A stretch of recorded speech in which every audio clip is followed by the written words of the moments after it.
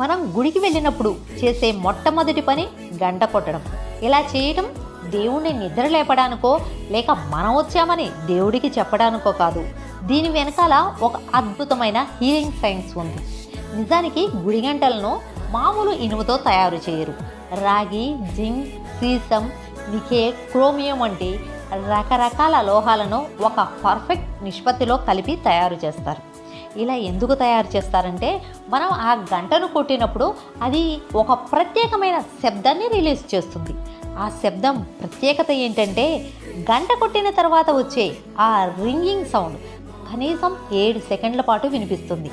ఆ 7 సెకండ్ల ప్రతిధ్వని మన శరీరంలోని 7 చక్రాలను, అదేనండి మనలో ఉన్న 7 హీలింగ్ సెంటర్స్ను టచ్ చేస్తుంది.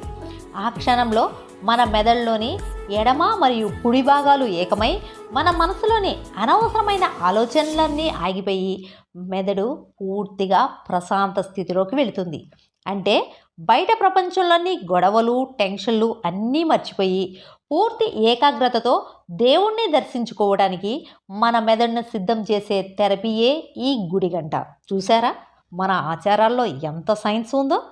అందుకే గుడి గంట కొట్టినప్పుడు ఆ శబ్దాన్ని ఒక్క క్షణం ఫీల్ అవ్వండి. ఇలాంటి మరిన్ని ఇంట్రెస్టింగ్ ఫ్యాక్ట్స్ తెలుసుకోవడం కోసం మన మనోభిష్టం ఛానల్ను సబ్స్క్రైబ్ చేసుకోండి.